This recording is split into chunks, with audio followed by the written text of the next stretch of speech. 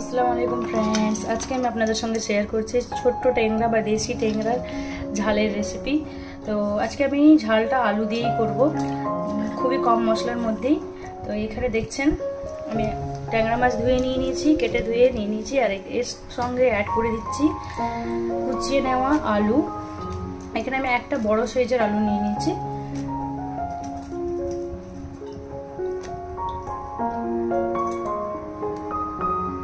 এখানে দেখছেন আমি এখানে 1.5 খাজনা পেঁয়াজ নিয়েছি, আর নিয়েছি এখানে কাঁচা লঙ্কা চেরা 5 পিস।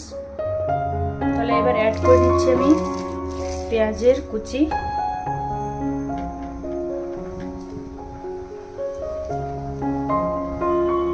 আর কাঁচা লঙ্কা চেরা,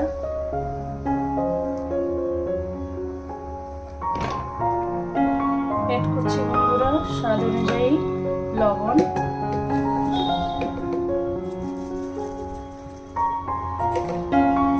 রেসিপিটা খুব মজা লাগে বন্ধুরা ভাতের সঙ্গে। এই গরমের সময় ছোট ট্যাংরা খুবই ইজিলি মার্কেটে পেয়ে যাবেন। আর যদি কেউ ট্যাংরা মাছের ঝাল খেতে পছন্দ করেন তাহলে এইভাবে একবার রান্না করে খেয়ে দেখবেন, খুবই ভালো লাগবে। এবার আমি অ্যাড করে দিচ্ছি কাশ্মীরি লঙ্কার গুঁড়ো। যেহেতু আমি এখানে কাঁচা লঙ্কা দিয়েছি তাই জন্য কাশ্মীরি লঙ্কার গুঁড়ো দিয়েছি 1 চামচ পরিমাণ। এবার আমি এখানে অ্যাড করব হলুদের গুঁড়ো। হলুদের গুঁড়ো আমি অ্যাড করছি 1 চামচ পরিমাণ হলুদের গুঁড়ো। এবার আমি এখানে অ্যাড করব সরষের তেল। সরষের তেল অ্যাড করছি বন্ধুরা 2 টেবিল চামচ পরিমাণ। এবার আমি ভালো করে মাখিয়ে নেব। দেখছেন না, খুবই অল্প মশলা দিয়েই রান্না। ঘরে যেসব মশলা অ্যাভেলেবেল থাকে সেই সব মশলা দিয়ে আজকে এই মাছের রেসিপিটা হবে। আর এই যে দেখুন বন্ধুরা, এইভাবে আমি ভালো মতো করে মাখিয়ে নিয়েছি। এবার আমি এখানে অ্যাড করে নেব জল।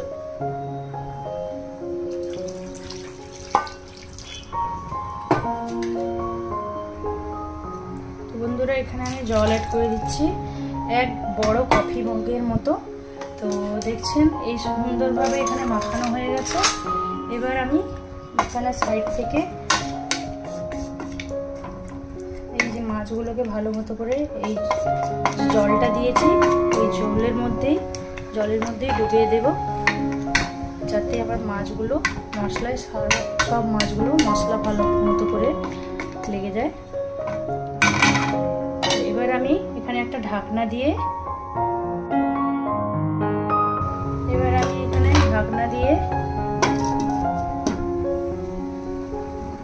হাই ফ্লেমে মাছ দিয়ে দিলাম।